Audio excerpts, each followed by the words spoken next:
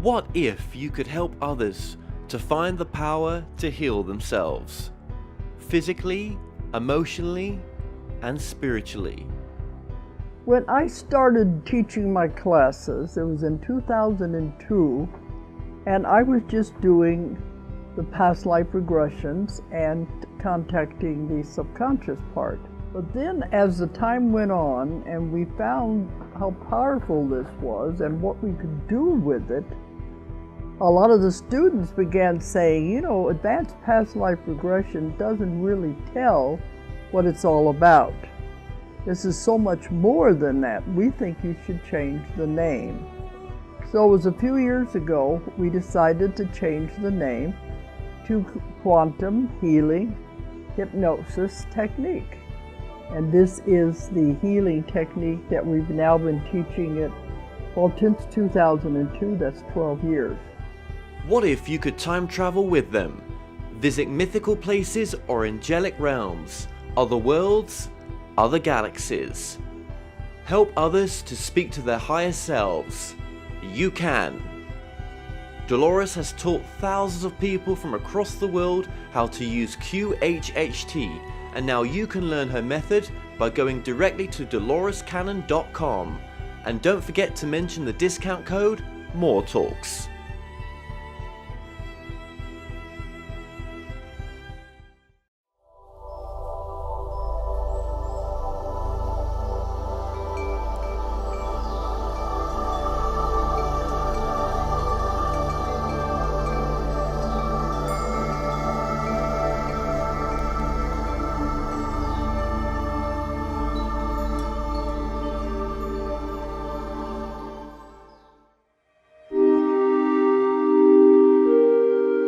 Have you ever wondered, can you communicate directly with spirit guides, teachers, or non-physical consciousness, or even our higher selves?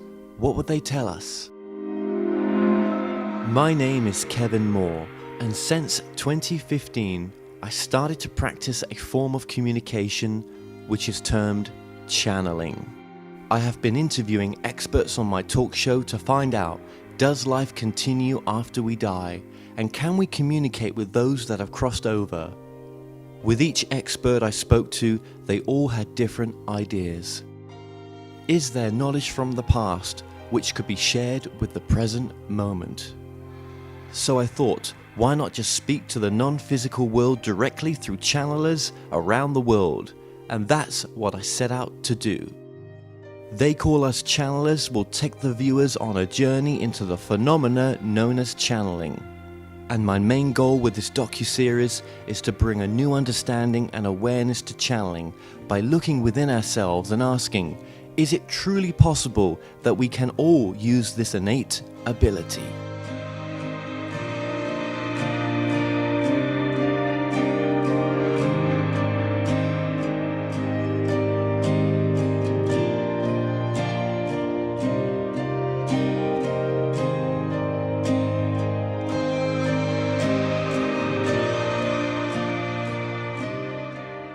I'm Daniel Falk, thought leader and visionary artist who channels emotional healing art.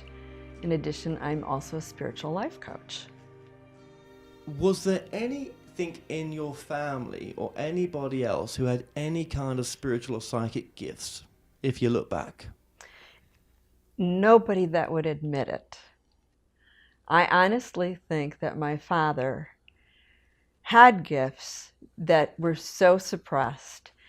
And the reason I say that I think that was he asked so many questions. He was so fascinated by everything I do. And you know, most people who grew up during the era that I grew up, their fathers would have been like, my daughter does what? Not my dad. My dad was in awe. He was in awe of metaphysics. He was in awe of the channeling. And, you know, sometimes I didn't even want to tell him because some of the things that I got involved in were a little bit strange even for myself. And so I'd be like, Daddy, I'm not sure you really want to know about this.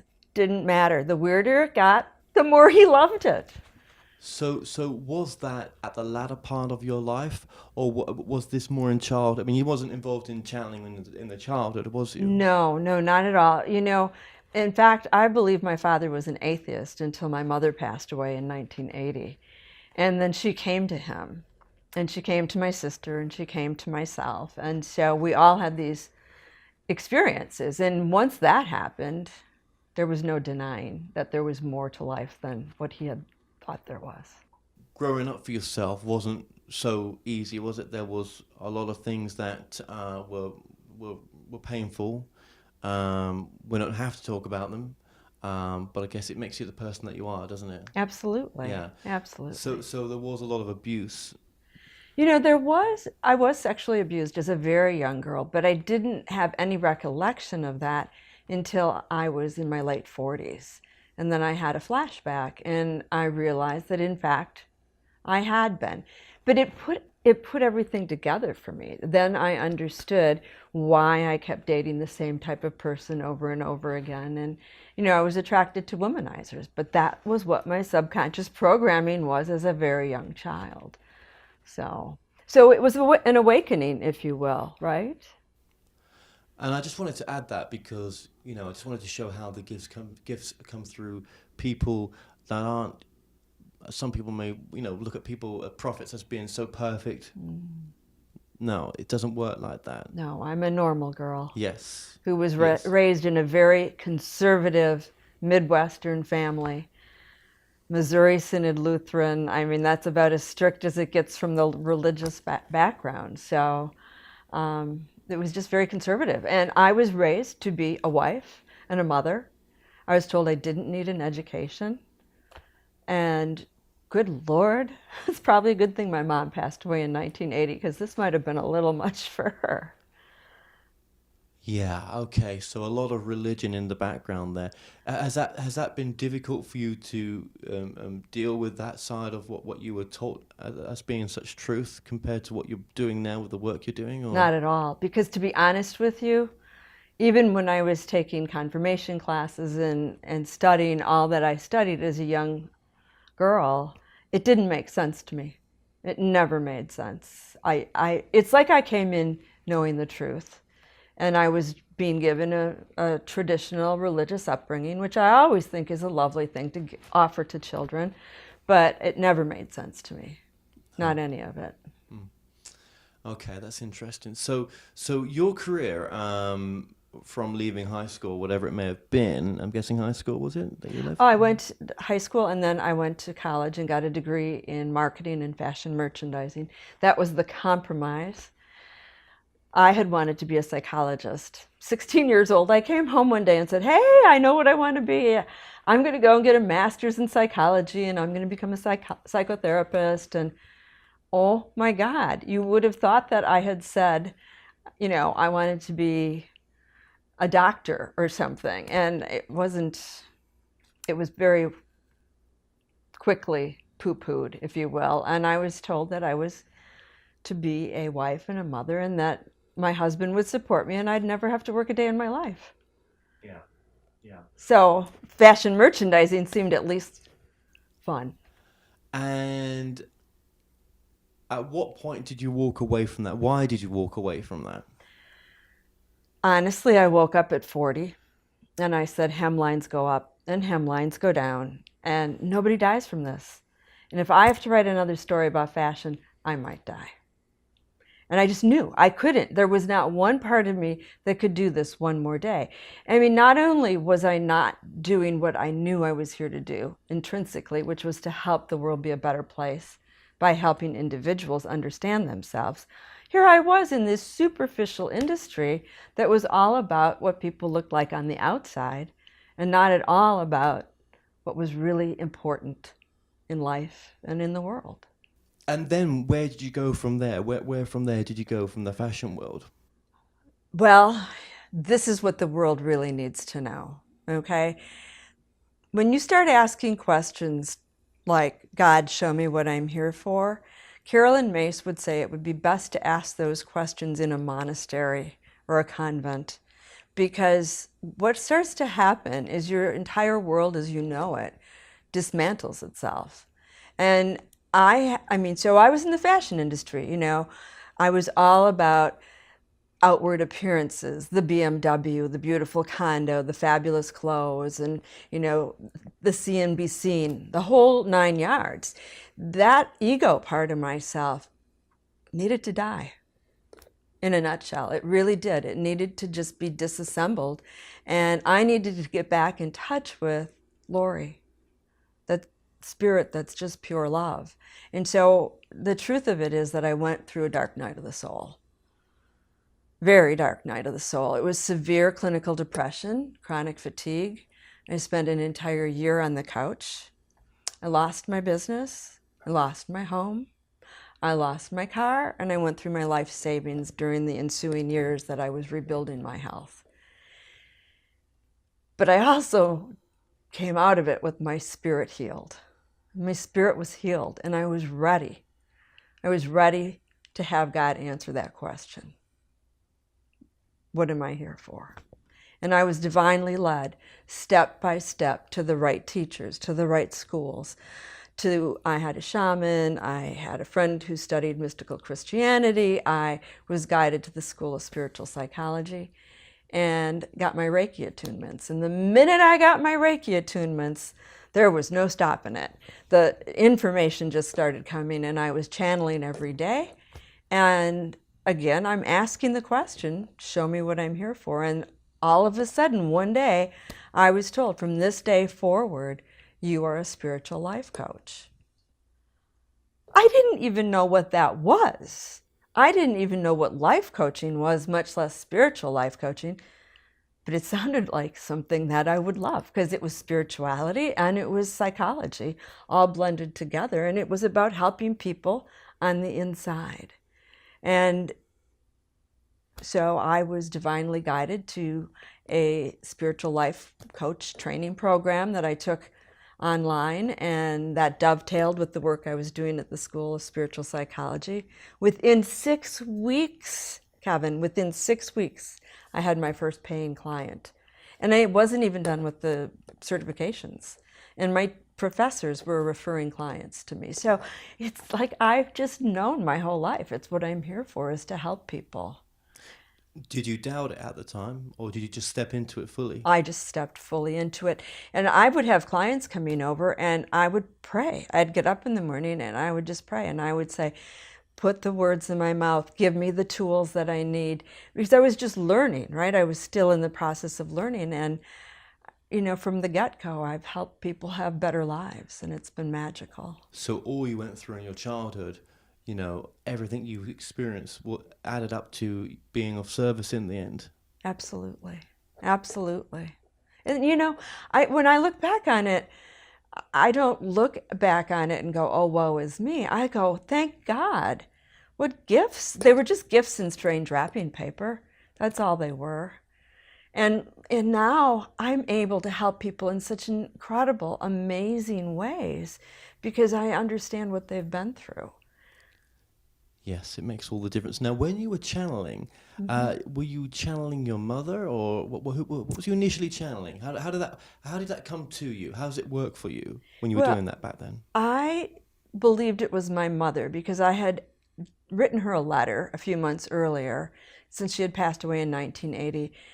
I had written her a letter to tell her what I wanted our relationship to look like going forward. And, you know, I realized at that moment in time, as I was writing to her, that she was in heaven, whatever heaven is, but she was in this greater place of spirit, pure spirit, and she had access. I don't know how I knew, but I just knew she had access to all the wisdom of the universe. And so I just asked her to start sharing it with me. And I had channeled her about maybe 10 years prior to that. And that experience was so profound. There was no doubt in my mind it was my mother, because I literally smelt her body aroma. And there's nothing that smells like your mom, and it's a smell you'll never forget as long as you're in the physical body. So where did you kind of get your understanding of what channeling was? I think it was that day, April 28th, 1988. I woke up, and I always wear these same diamond stud earrings I've worn them every day since I got them. And when I take them off, I would set them down on top of my jewelry box. But I would always just set them down, both earrings, one hand, and I would go to put them on, and there they would be. Well, this particular day, I walked up to my jewelry box, and there was one in this corner and one in this corner. And my ex-husband didn't have a pierced ear at the time, so I didn't think he had messed with them, and I didn't have a cat, and I didn't have kids. So I turned around and looked at this empty room, and I said, Mom, if you're here, you better let me know, because I've got work to do. And I proceeded to go downstairs and went to my office, and this is when I had my trade publication in the fashion industry. And so I'm sitting in my office and I'm flipping through Women's Wear Daily, and I decide I'm going to look for a job because I've done this for 3 years. I haven't made enough money. I'm going back to corporate. That's it. The next thing I know, my mother's body aroma is just filling the air. So I did what any logical, normal girl would do, and I made coffee. I went in the kitchen and made coffee because I wanted to get rid of the smell. And I still could smell it. And, you know, I just knew something really profound was happening. And it was exactly 12 noon. I had a skylight in my office. The sun was shining directly down on me. And it was like someone was holding a megaphone up to my ear. And that was my first experience with telepathic communication. And I heard this message: you're here to help the many, not just the few. And this path that you're on will take you there. You will feel rewarded and fulfilled. And then it stopped. And I knew I couldn't go back to corporate America because I knew that would kill it. And so I kept, moving forward until here we are. So, obviously your work's gone into this wonderful, amazing art, okay? So let's get to that point. So you were still channeling. Was Mum the main one that you were channeling up to that point? She was, but I always thought of her as the spokesperson for this collective of angels, if you will. And why was it my mom? I think because they knew I'm a type A Capricorn. I'm logical. I'm pragmatic. And to be honest with you, I mean, come on, I made coffee when I spelt my mom because I just wanted it to go away and be normal, right? And so I have this gift, but I kept denying it. And I think they felt if they brought this through my mother and I had this reconnection with her on a spiritual level, that it wouldn't be so woo-woo that I would push it away, because I wanted that connection with my mom. And timing-wise, if this had happened at a younger age in your life, you probably wouldn't have been ready for it. Probably not. Then what was the transition from your mum to fully trusting the angels and working with them on the artwork? How did the artwork really first start to form on the canvas? Because you had no background in painting. None whatsoever. So whenever I would do my personal channeled writings, I would ask, what's next? What should I teach a class? How should I promote this? Should I go to this show? What should I do? And I started getting these messages to draw. And to be honest with you, it started in September of 2004. I went to see a Native American shaman. And actually, I was helping to promote his work that weekend. And he changed the format of the evening event. And he decided to do like 10-minute channels for everybody in the room. And I didn't want to be read because I had coaching clients there. I had a lot of business connections there. I just really didn't want to have a personal reading in a group setting. So at 11:45 at night, Chief Robert Taltree looked at me and said, "Are you going to sit down?" And I said, "Well, it's really late and I'm really good with us just calling it a night. You've got a full day workshop tomorrow." He said, "Sit down." So when you see this man and he's in like full headgear, the whole Native American outfit, and he tells you to sit down, you sit down. And so I sat down and he said, "So what do you do?" And I said, well, I have the best job in the world. And he said, really? What's that? And I said, well, I'm a spiritual life coach.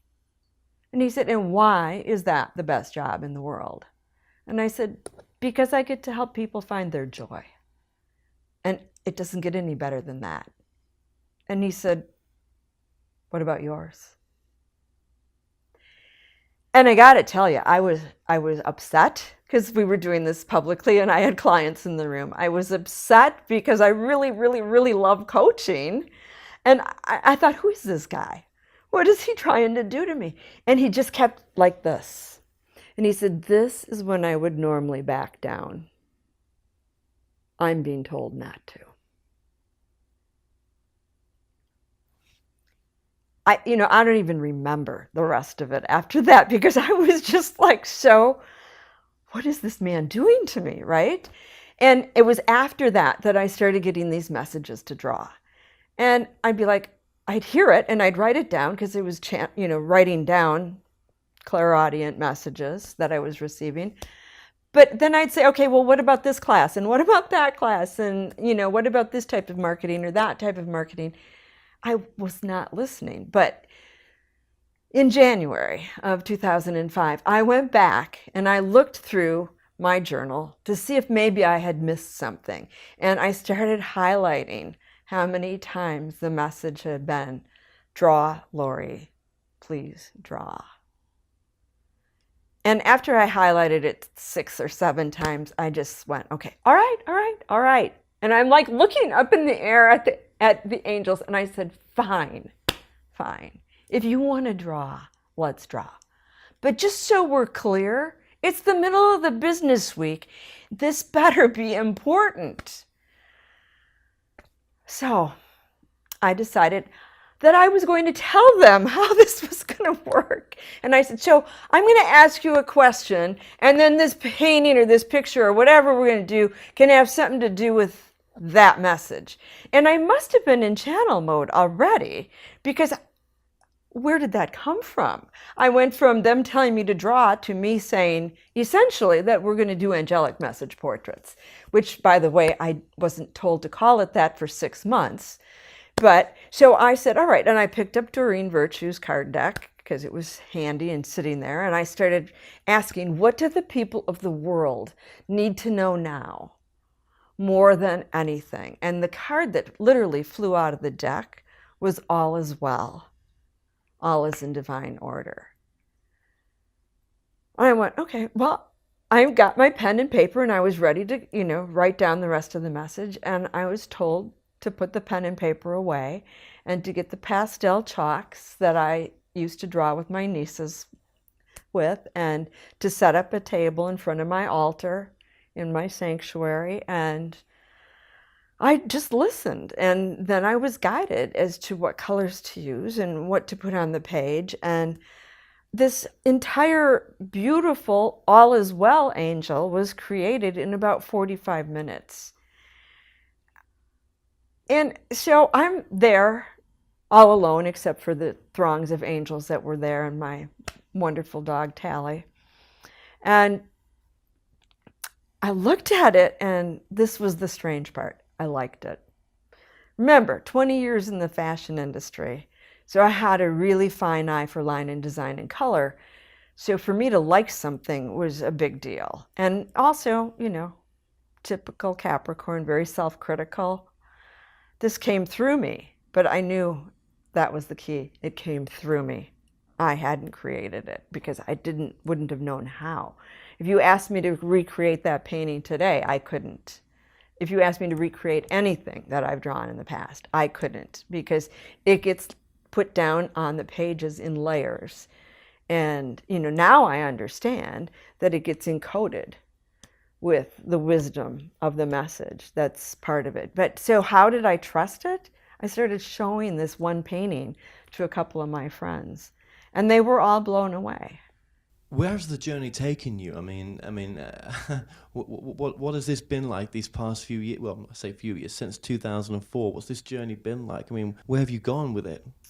Well, it's been, if I say it's been a magical expedition, it sounds like an understatement to me, because it just keeps unfolding. It's unfolding still to this day. So I started doing these portraits, and honestly, one of my friends said, "What's it going to take for you to take this seriously?" And I said, "I have no idea." She said, "I know. You need somebody to pay you to do one. How much do you want?" And she said, "Okay, I'll be there tomorrow, 2:00." And she came over and I did one for her. The next day, I got a call from a psychic. Now, I don't even particularly like the term psychic, but this is what this woman called herself. But the moral of this story is, do psychics usually call you, or do you usually call them? She called me and said, "I have a message for you." And I said, "Okay." She said, "You're going to Colorado, right?" And I said, "Next week." She said, "Well, what you think you're going to Colorado for is not what you're going to Colorado for."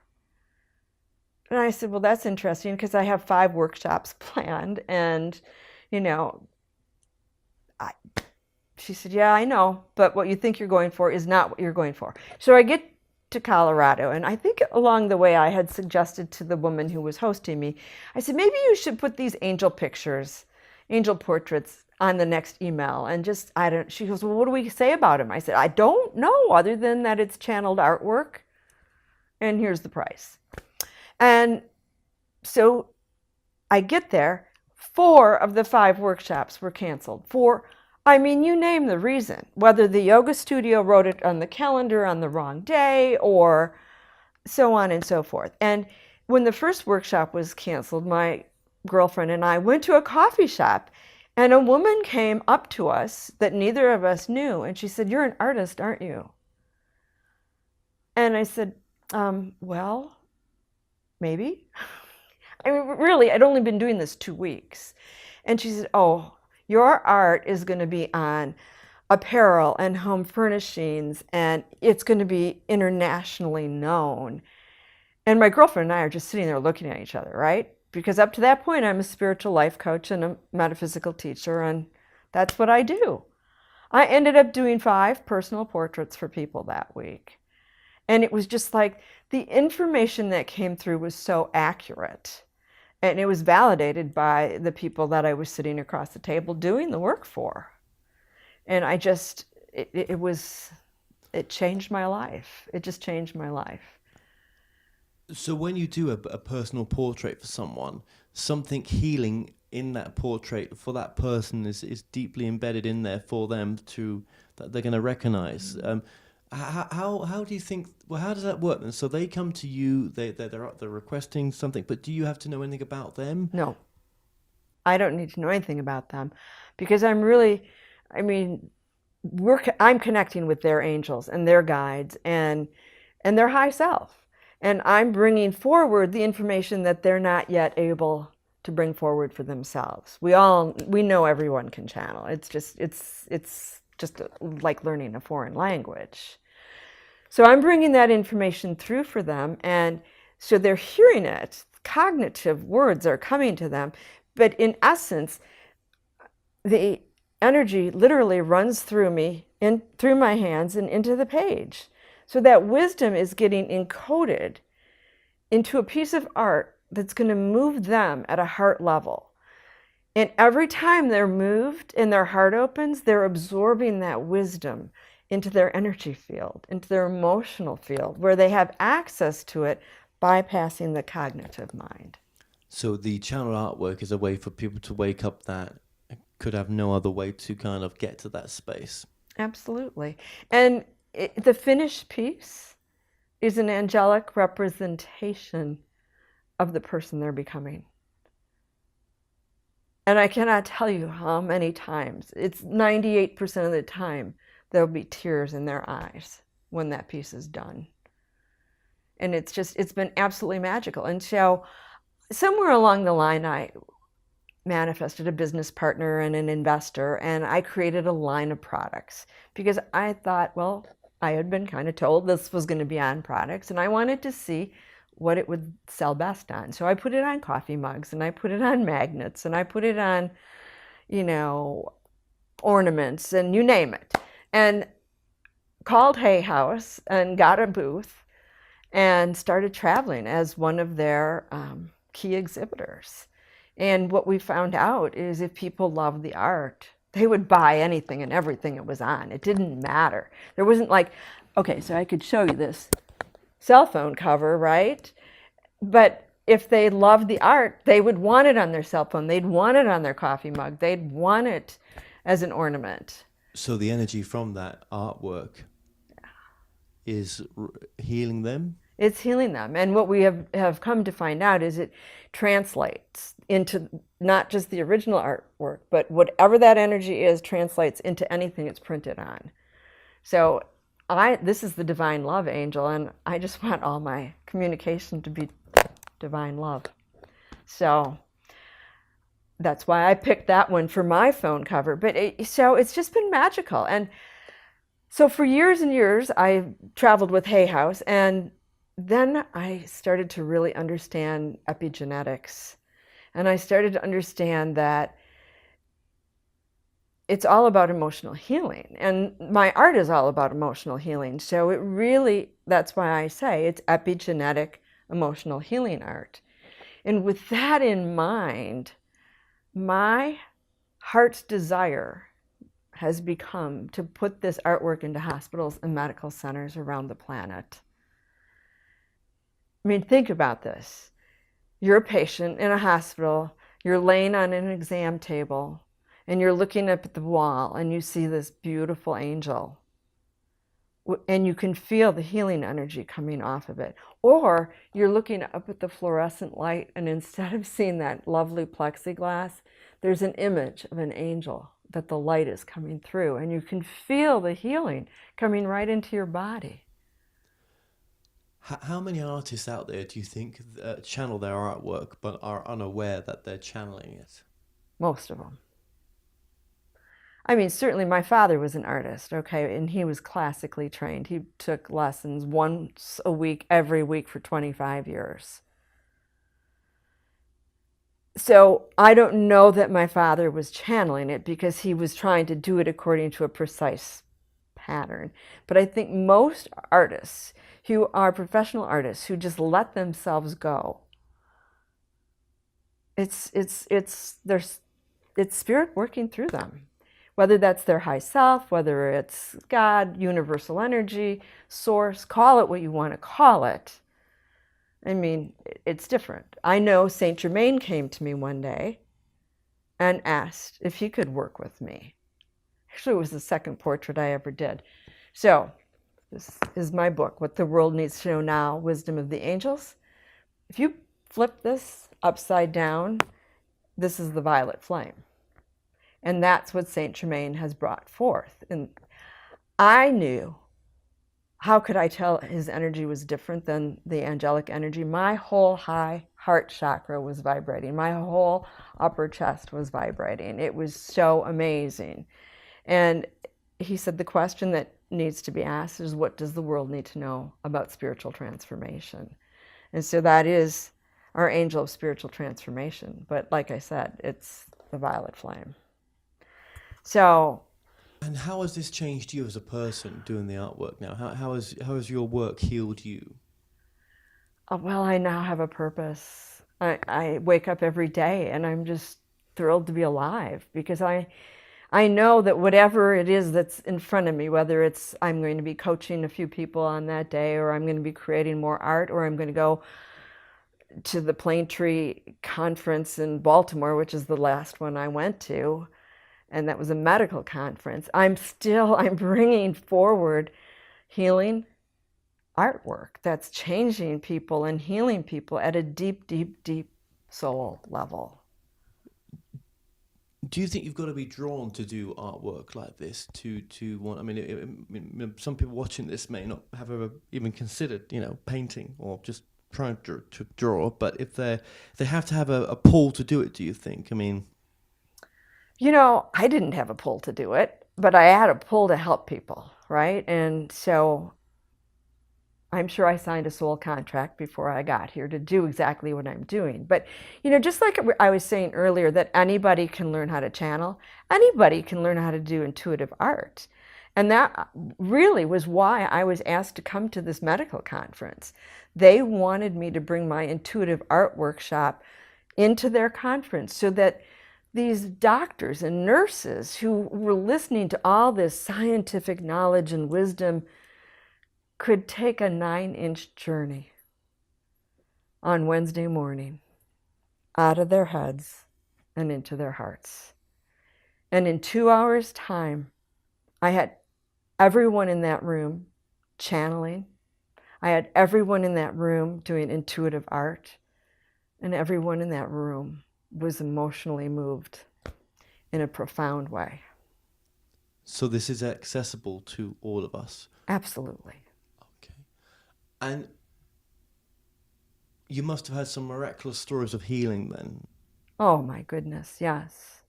Yes. Yeah. And you know, I think the most profound one was the one I was sharing earlier. So I was sexually abused as a very young girl. And as an adult, I wanted to heal that out of my subconscious. I wanted to clear anything that had to do with how that was impacting my life. And I was told by my therapist to go home and draw one of those angels for myself. And so I did. And it was intense. It was emotional. I sobbed through the whole process. I hung the finished piece of artwork in my bedroom. Where better to heal from abuse than in your bedroom? I couldn't sleep.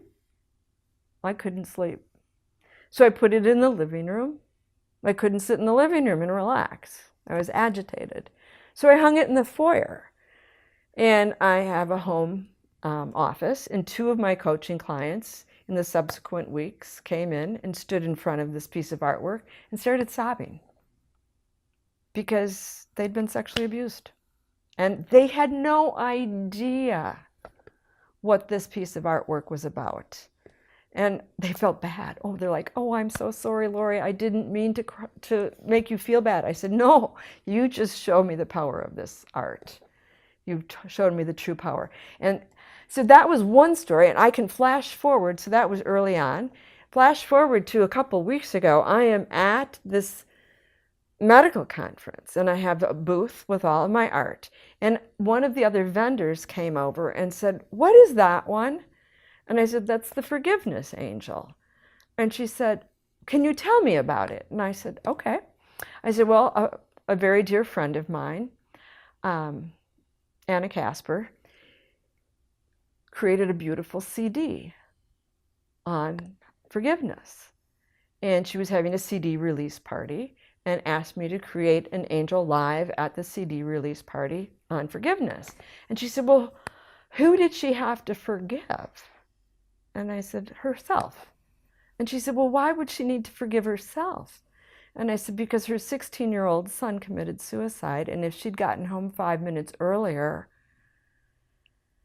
he might still be with us. And this woman literally fell down in the chair, right sitting underneath that angel, and started sobbing because her mother had committed suicide while she had left the house. So I have no words. This art does what it is intended to do without anybody needing to explain it. Is there anything that you might like to add to this that we might have left out? Just anything you feel might be important? Oh my goodness. We could be talking all day. I could tell you story after story after story, but I tried to pick, a personal one and then something that was very recent, and that's the poignant piece about it, is it doesn't matter who that angel was created for. If you need the energy that it has, like that woman needed to forgive herself for leaving the house for the exact same reason that it was originally created. So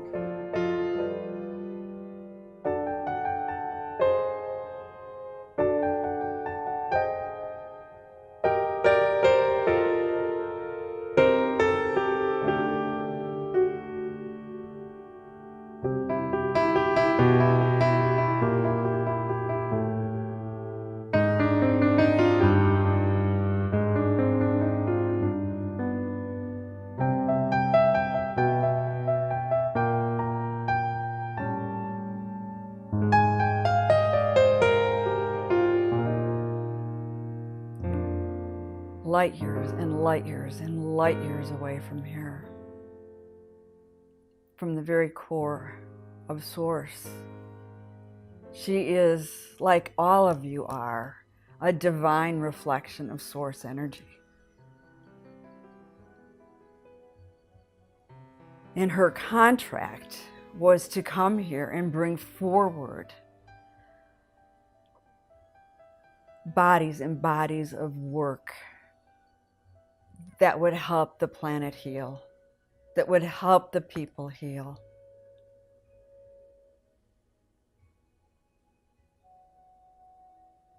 She has the strength and the inner knowing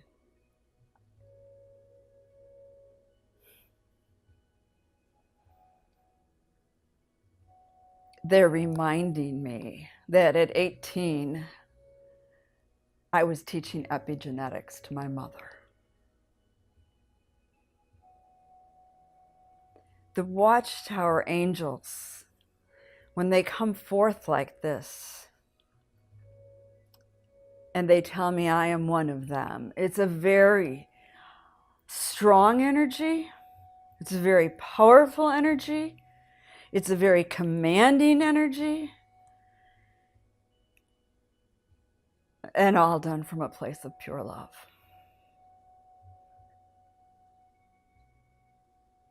We knew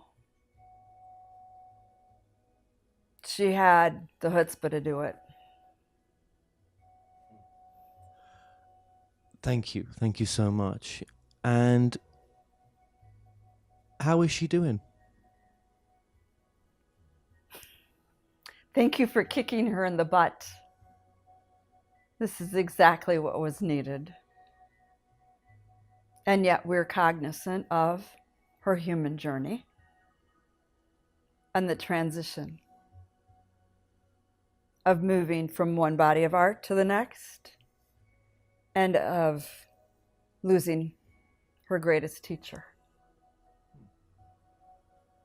and learning to work with her greatest teacher the way she has learned to work with us.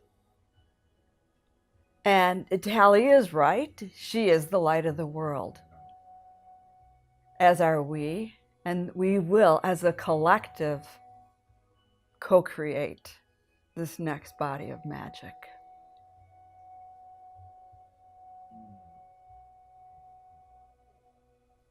So would you say Laurie is part of this group? Yes. She likes to deny it. Yes. She likes to minimize herself and say she's just a normal girl from the Midwest. I get that. And would you say Tally is part of this group as well? Tally is in charge of this group. Did Tally come down to incarnate in the form of consciousness that he did because that's what was needed? Absolutely. She knew that was her mission. She really was not a dog. She only showed up in a dog body. But if you ask Laurie, she will tell you that her light body was 19 feet tall. And she came because she knew the only way the magic would happen would be to get her into her heart. And while Laurie has loved many in this lifetime, she loved none like she loved Tally. And I guess the pain was even harder because this was a soul group member of the angels as well. I mean, these are just human words we're using. Correct. Absolutely. And is this an evolution then of Laurie's soul then that's going to take place to bring this work in? Absolutely.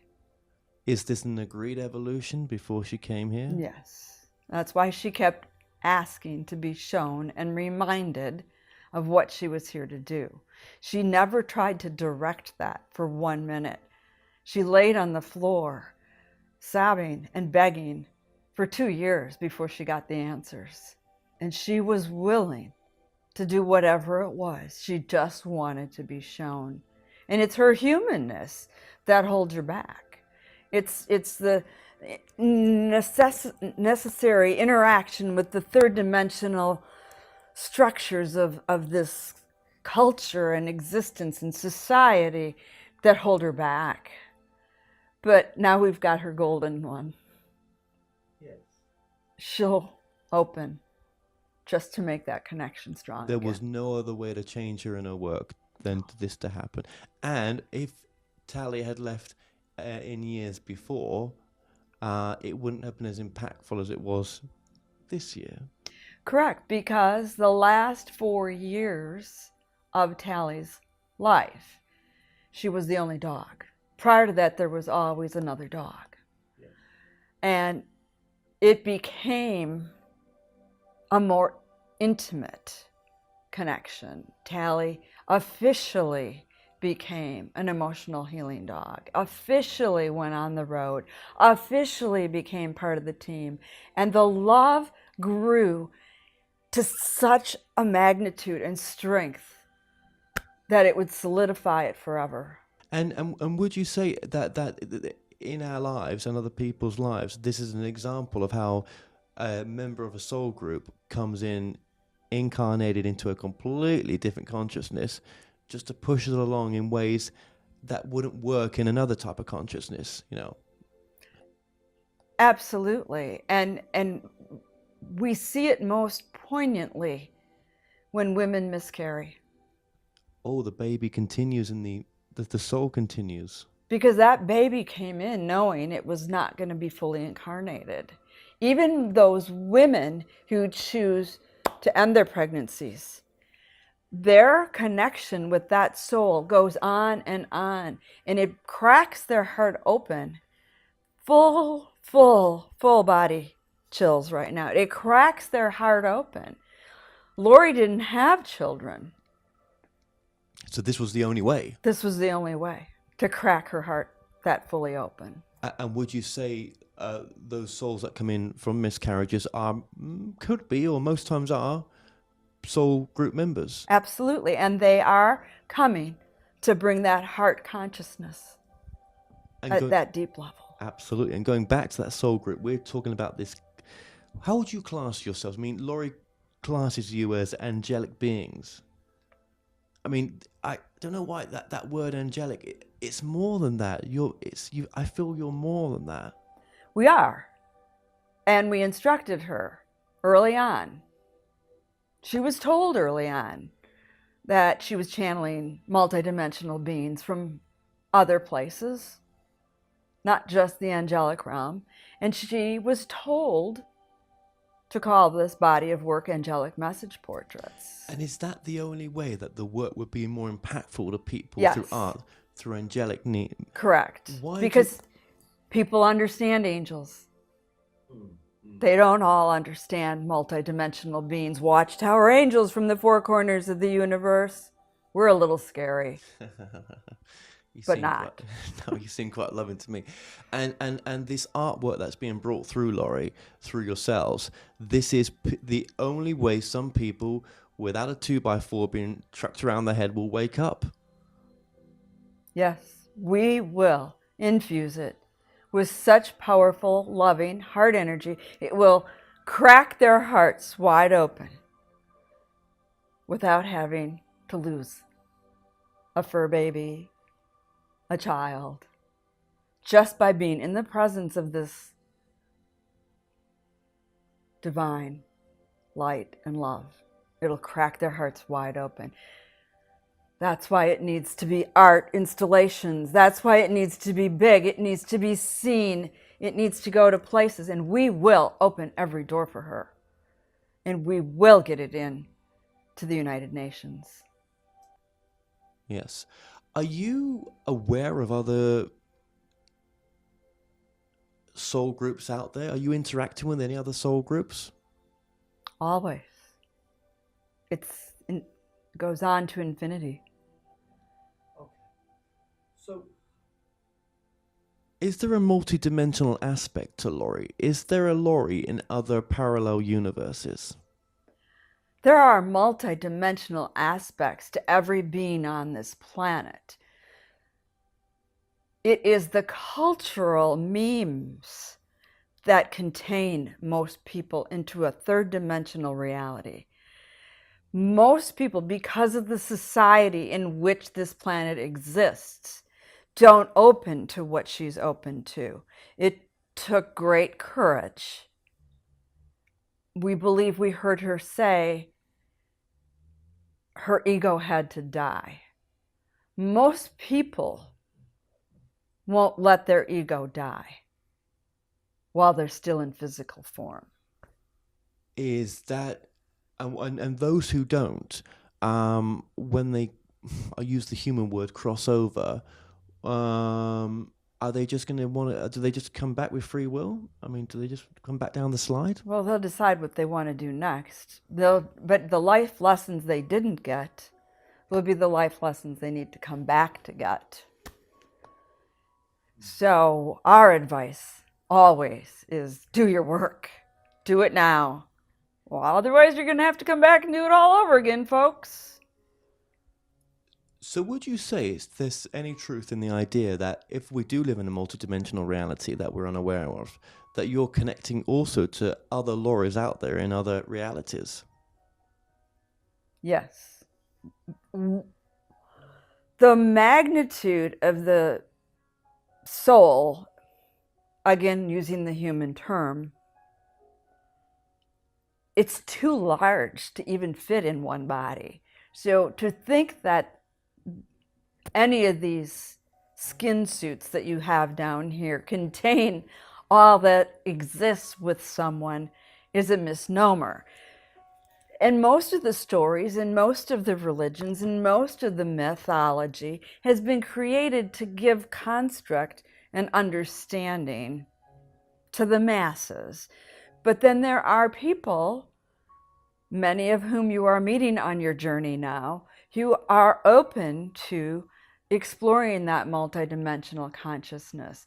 So yes, there are other aspects of her and many in other places doing other things, many having more fun than a lot of what's going on down here. We're just saying.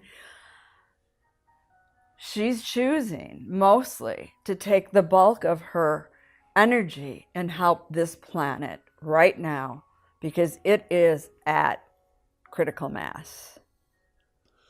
Is there a time of great change that's on its way? Yes. Yes. And it's going to require hearts to be cracked wide open.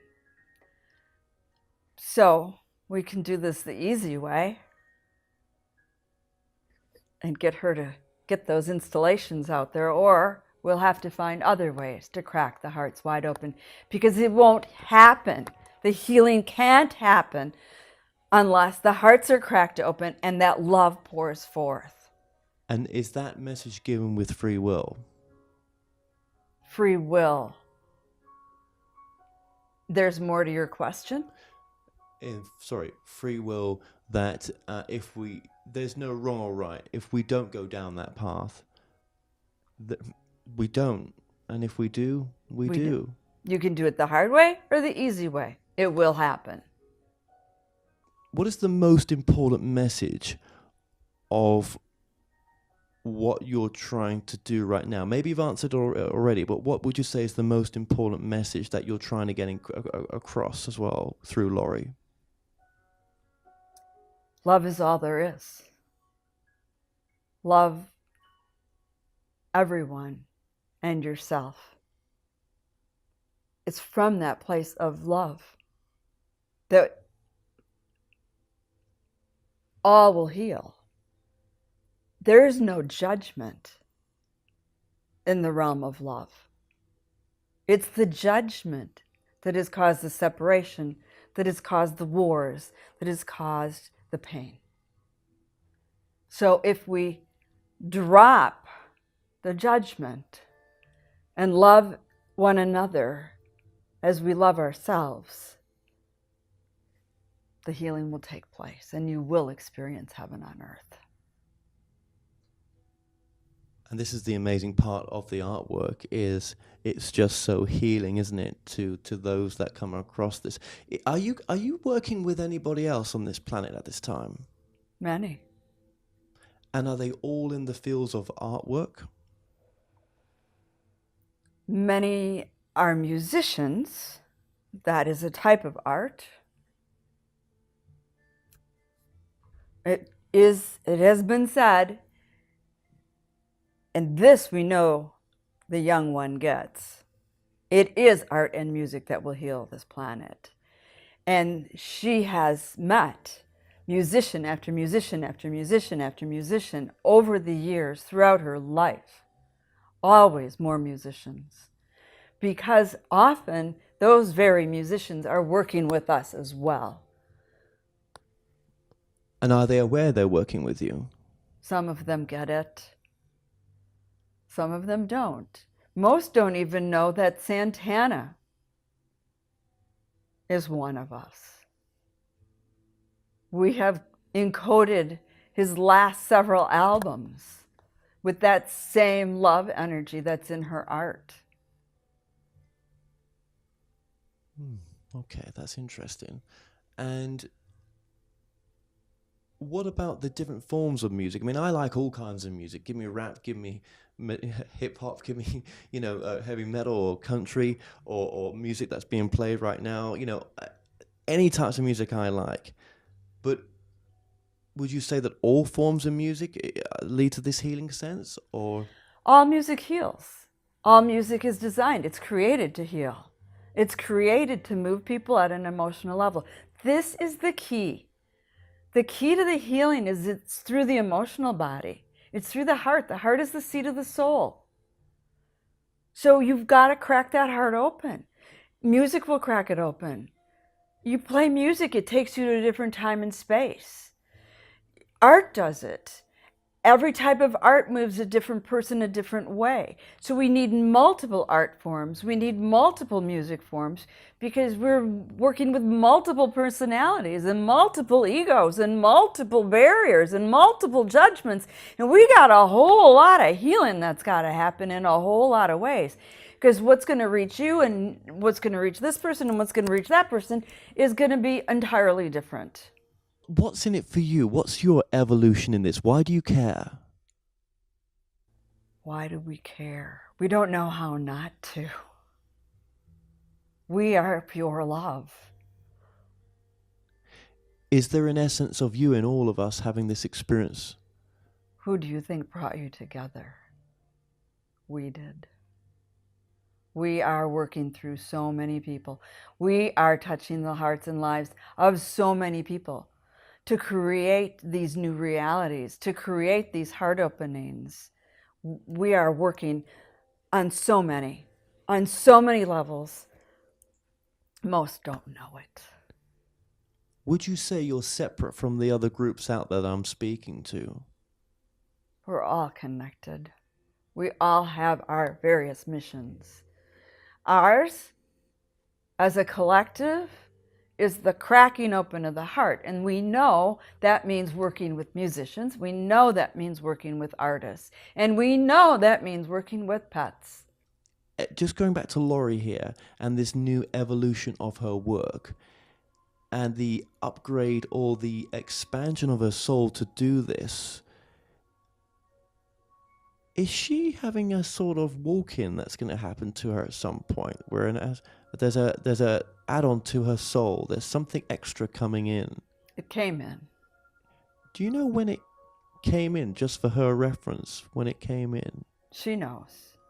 It was the day she was told she was the 5th watchtower. And it was in 2011. Where did the old... Is it almost like an old aspect of her has left and a new aspect of her soul has come in? Well, she had the death of the ego before all of this started. What happened during that, what you're calling a walk-in, was she embodied more fully her divinity.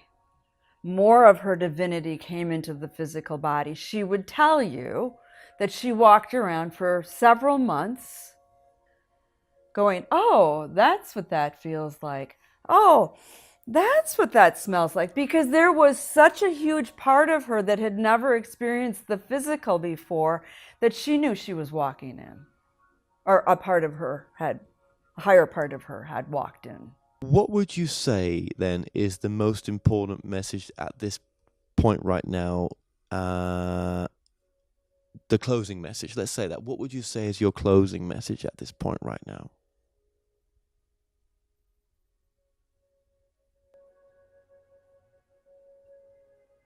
You're here to help the many, not just the few. This path you're on will take you there.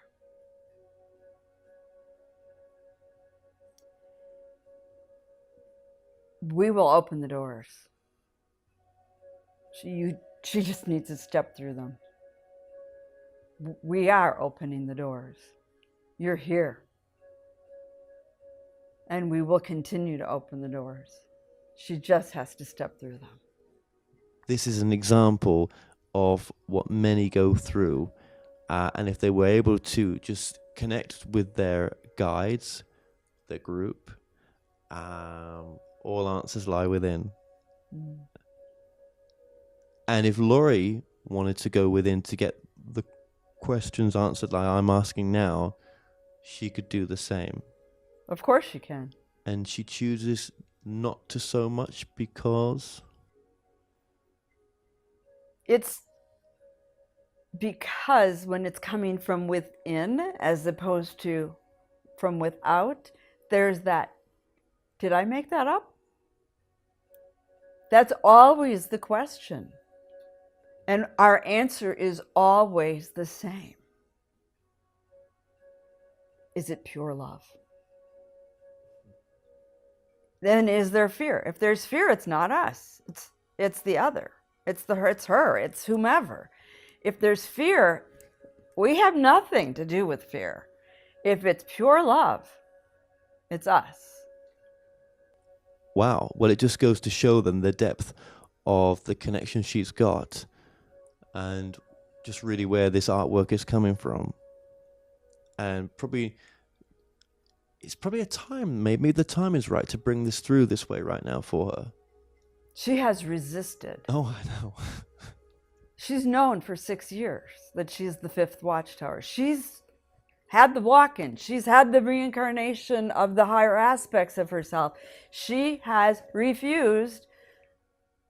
Maybe there's a tiny little spot on her website that if you dig deep into the layers of it, you could find this. It's too deep for most people to ever get to. She has not let this forward.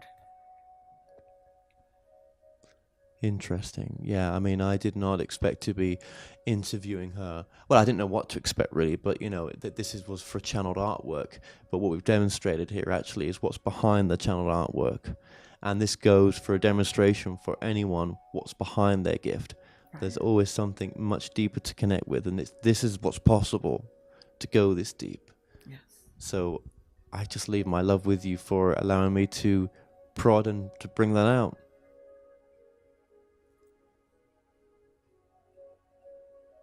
We love you. We will surround you and this work and ensure its fulfillment. It's done. Fear not.